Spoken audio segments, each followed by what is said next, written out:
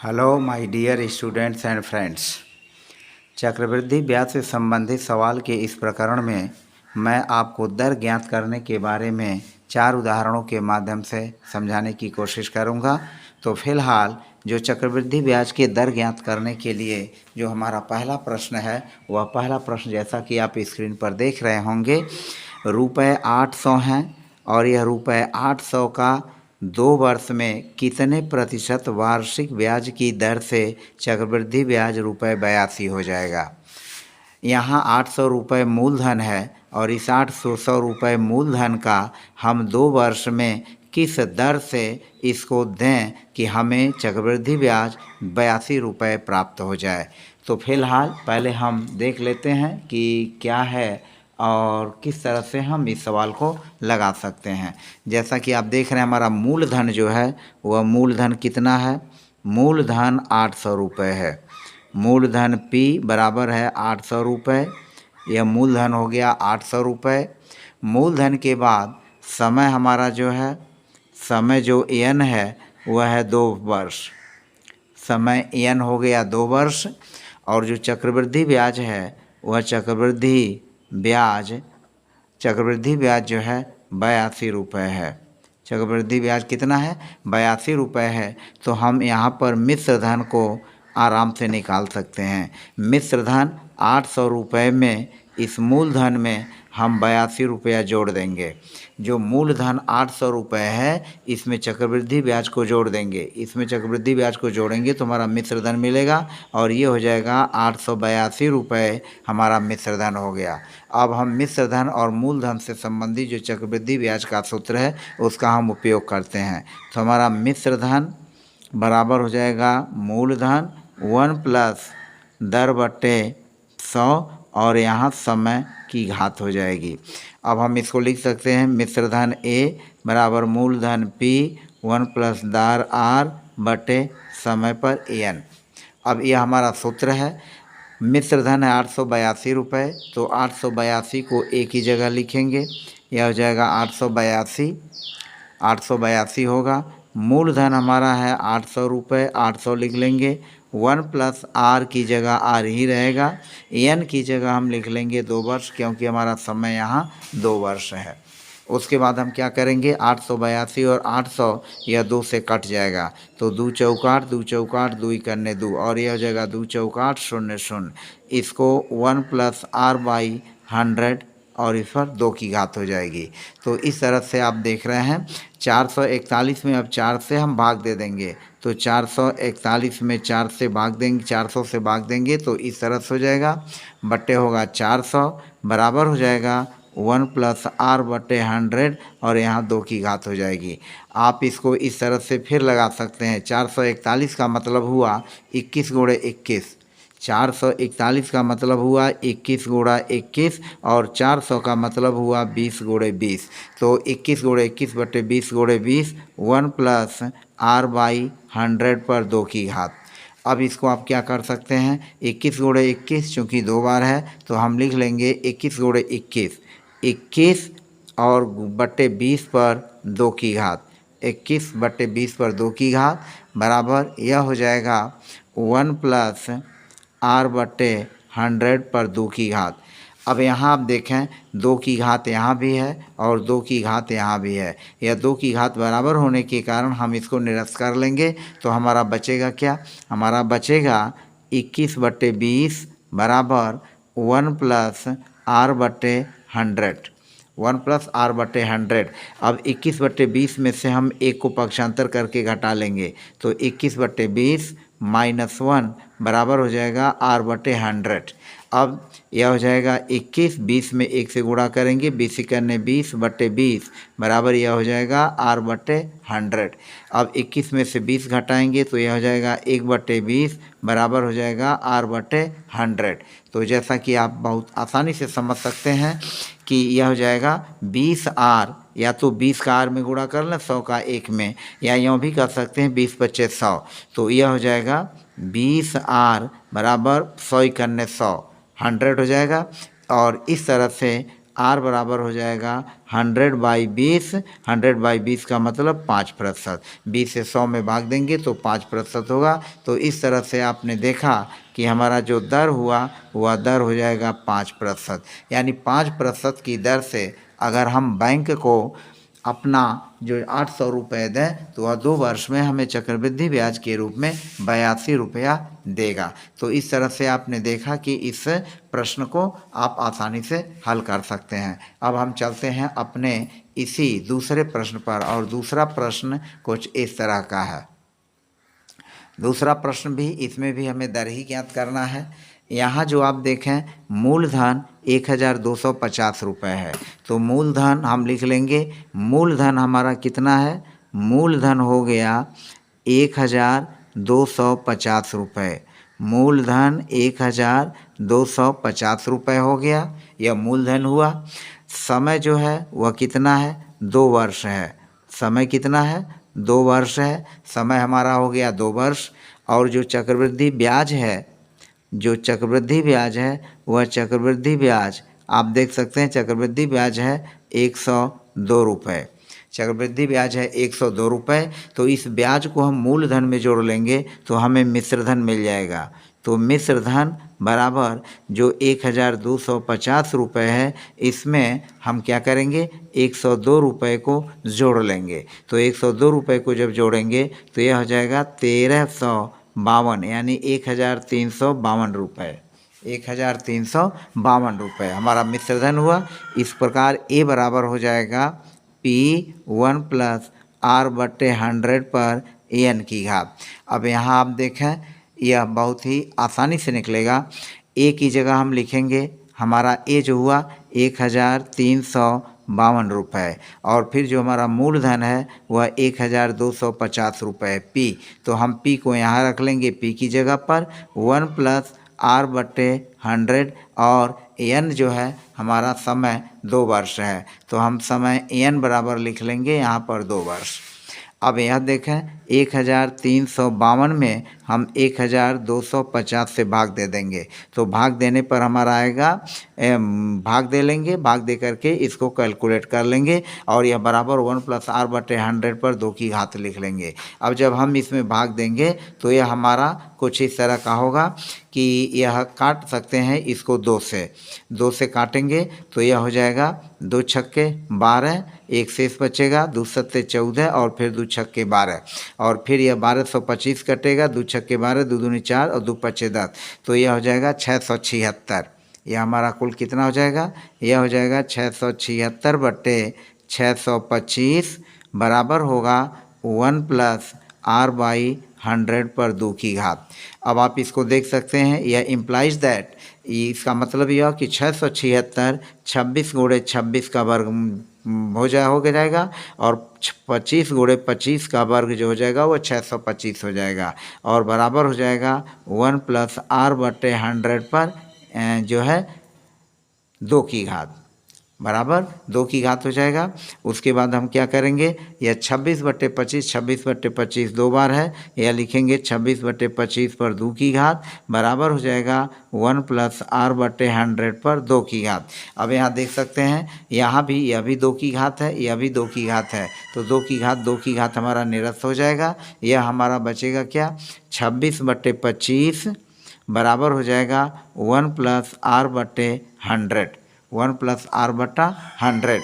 अब 26/25 में से a को क्या करेंगे? घटा लेंगे, तो 26/25 ऋण 1 बराबर हो जाएगा R/100, और यहाँ से आप जब इसका कैलकुलेशन करेंगे तो यह हो जाएगा 25 × 25, तो 25 को 26 में से घटाएंगे, यानी 26 ऋण 25 बटे हो जाएगा 25 बराबर हो जाएगा R/100। अब आप इसको यह क्या कर सकते हैं? 26 25 घटाएंगे 1/25 बराबर होगा R/100। R/ कितना हो जाएगा? 100 हो जाएगा। अब हमें R की गणना करनी है, तो इस तरह से यह हो जाएगा, यह क्या बताएगा? 1/25 बराबर हो जाएगा 25 से R में गुणा कर लेंगे 25R बराबर हो जाएगा 100।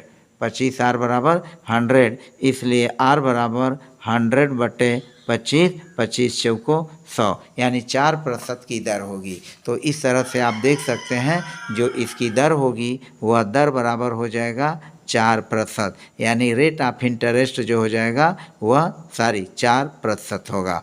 तो इस तरह से हम दर की गणना आसानी से कर सकते हैं। तो दूसरे प्रश्न को भी जहाँ तक मुझे पूरा उम्मीद है कि इसको आप आसानी से समझ गए होंगे। आप थोड़े से मैं हल्का से पुनः इंटरेस्ट इसको दोहराने में लेता हूँ। यह हमारा 676 है, आप देख सकते हैं। यहाँ से हम चलते हैं 676/625 है बराबर 1 धन r/100 पर 2 की घात है। 676 का गुणनखंड करेंगे तो यह 26 × 26 होगा और बट्टे 625 का गुणनखंड 25 × 25 होगा बराबर 1 धन r/100 2 की घात। 26 × 26 दो बार है, 25 × 25 दो बार है, तो 26/25 लिख करके इस पर 2 की घात लगा लेंगे और बराबर 1 धन r/100 हो जाएगा। फिर चूंकि यह 2 है यह 2, दोनों पर 2 की घात है तो 2 की घात होने के कारण हम सीधे लिख सकते हैं 26/25 बराबर 1 धन r/100। 26/25 में से 1 घटाएंगे तो यह एट लास्ट आएगा 1/25, 1/25 बराबर हो जाएगा r/100। आप 25 में r से गुणा कर लीजिए, 25r हो जाएगा, 100 × 100, इसलिए r बराबर 100 में इस 25 से भाग दे देंगे तो 4% हो जाएगा। तो इस तरह से आपने देखा कि वही बड़ी ही आसानी से इस प्रकार के समयों में, इस प्रकार के प्रश्नों में आप दर की गणना आसानी से कर सकते हैं। अब हम चलते हैं अपने तीसरे प्रश्न की ओर और हमारा तीसरा प्रश्न इस तरह से है। तीसरा प्रश्न भी देखिए क्या है कि यह तीसरा प्रश्न ₹2400 है और इस ऋण को कितने प्रतिशत वार्षिक ब्याज की दर से 2 वर्ष बाद ₹2904 प्राप्त होगा। तो यहाँ देखिए ₹2904 आपका यह मिश्र धन है और ₹2400 यह मूलधन है और 2 वर्ष जो है यह समय है। तो हम लिख लेंगे मूलधन P बराबर ₹2400 और जो समय है वह समय कितना है, समय n बराबर जो है वह 2 वर्ष है, समय n बराबर 2 वर्ष। और मिश्र धन ए जो है ₹2904 है, मिश्र धन ए बराबर ₹2904। तो मिश्र धन ए हो गया ₹2904, मूलधन ₹2400 और समय n हो गया 2 वर्ष। अब हम क्या करेंगे, इसको सूत्र में रख लेंगे, ए बराबर P1 + r/100 पर n की घात। अब आप इसको आसानी से रख करके लगा सकते हैं। ए का मान है 2904 और बराबर P है 2400, यह हो जाएगा 1 + r/100, n का मान रखेंगे 2 की घात। यहाँ हो जाएगा आपका 2904/2400 बराबर 1 + r/100 पर 2 की घात। अब हम क्या करेंगे, यह जो हो जाएगा 2904/2400 यह 4 से कट जाएगा क्योंकि इकाई का अंक 4 है और यह इकाई का अंक इसका 0 है, तो 4 से यह अवश्य कटेगा। यह हो जाएगा 4 × 7 = 28, एक शेष बचेगा, 4 दूनी 8 और फिर 2 शेष बचेगा, फिर 4 × 6 = 24, 726 बट्टे फिर इसको काटेंगे 4 × 6 = 24, 600, यह हो जाएगा 1 + r/100 पर 2 की घात। अब क्या करेंगे, इसको हम आसानी से यह 6 से दोनों डिवाइड हो जाएगा, तो 6 से अगर हम इसको काटते हैं तो 6 × 1 = 6, एक शेष बचेगा, 6 दूनी 12 और फिर 6 × 1 = 6 और यह 6 × 1 = 6, 100। तो इस तरह से आप देख रहे हैं कि 726 भी 6 से कटेगा और 600 भी 6 से कटेगा, तो हमारा हो जाएगा 121/100 बराबर 1 + r/100 पर 2 की घात। अब यह 121 11 × 11 का है और 100 जो है 10 × 10 का है, तो क्या करेंगे 11/10, 11 × 11/10 × 10 बराबर हो जाएगा 1 + r/100 पर 2 की घात। अब 11/11, 11/10 पर जो हो जाएगा वो कितने की घात हो जाएगा, 2 की घात, और यह हो जाएगा 1 + r/100 पर 2 की घात। अब चूंकि 2 की घात यह भी है, 2 की घात यह भी है, यह दोनों बराबर हैं, तो हम सीधे लिख सकते हैं 11/10। 11/10 बराबर 1 धन r/100। अब हम क्या करेंगे, 1 को 11/10 में से घटा लेंगे तो यह हो जाएगा 11/10 ऋण 1 बराबर हो जाएगा r/100। अब 10 इकन्ने 10, तो 11 ऋण 10 बटे फिर 10 बराबर हो जाएगा r/100। 11 में से 10 घटाएंगे 1/10 बराबर हो जाएगा r/100। अब हम 10 का तिरछा r में गुणा कर लेंगे या दद्दाह में 100 भी कर सकते हैं। तो 10 का r में गुणा करेंगे, 10 से गुणा r में करेंगे 10r बराबर 100 का गुणा 1 में करेंगे 100 इकन्ने 100, इसलिए r बराबर हमारा हो जाएगा 100/10 बराबर दद्दाह में 100। 10% 10 से इसको भाग देंगे, दद्दाह में 100, तो जो हमारा ब्याज का दर हो जाएगा वह r बराबर हो जाएगा 10%। तो इस तरह से 2400 रुपये के ऋण को हम 10% वार्षिक ब्याज की दर पर दे करके जो मिश्र धन हमें मिलेगा वह 2904 रुपये होगा। तो इस तरह से आपने देखा कि इस तरह के प्रश्नों को भी आसानी से लगा सकते हैं और हमें दर की गणना करना बहुत ही आसान है। अब हम चलते हैं अपने चौथे सवाल पर, जो कि हमारा अंतिम सवाल है। चौथे सवाल में आप देखें कि चौथा सवाल क्या कह रहा है, 4000 रुपये का किस दर से 3 वर्ष का मिश्र धन 5324 रुपये हो जाएगा। तो प्रकरण उसी तरह का है। हमारा जो मूलधन है वह मूलधन कितना है, मूलधन P बराबर है 4000 रुपये। हमारा मिश्र धन कितना है, मिश्र धन A बराबर है 5324 रुपये। यह इतने रुपए है, यह इतने रुपए है।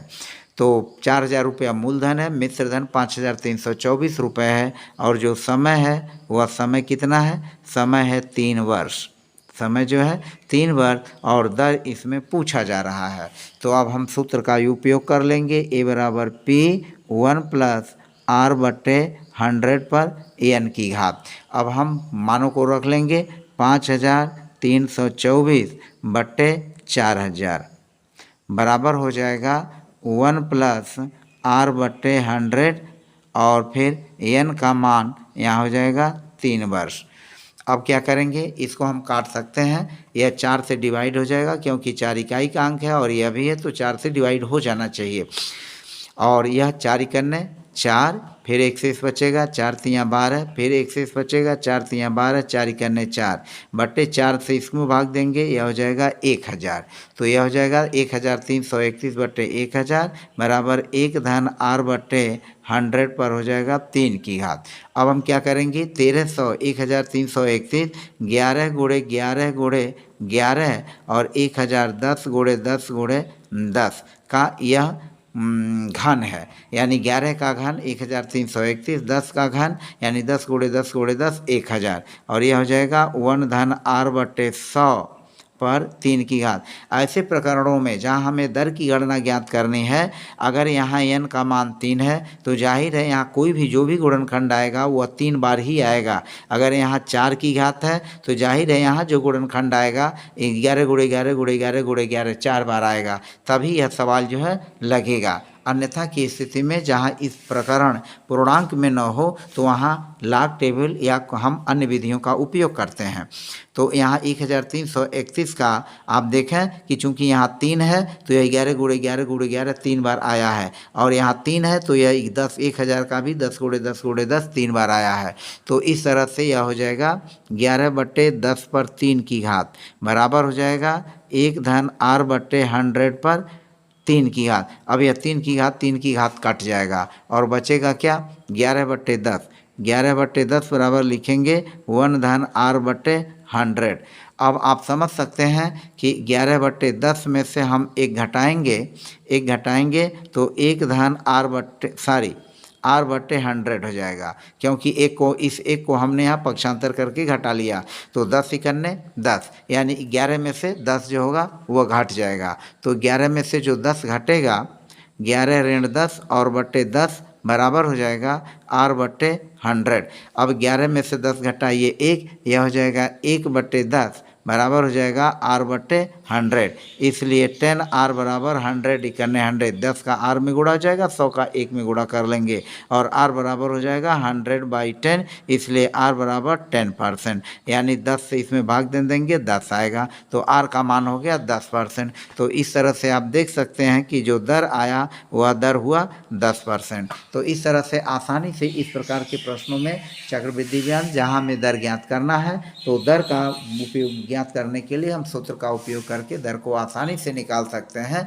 फिलहाल आज की वीडियो में बस इतना ही। शेष वीडियो में अगली वीडियो में पुनः हम आएंगे। तब तक के लिए जय हिंद, जय भारत। आपका दिन शुभ हो, कल्याणकारी हो, मंगलमय हो। ढेर सारी आप सभी को मेरी शुभकामनाएं और वीडियो देखने के लिए धन्यवाद कि जो कि आपने मेरे वीडियो को बिना स्किप किए हुए धैर्यपूर्वक देखा और प्रश्नों को समझा। तो फिलहाल बस आज की वीडियो में इतना ही। शुभकामनाओं सहित धन्यवाद।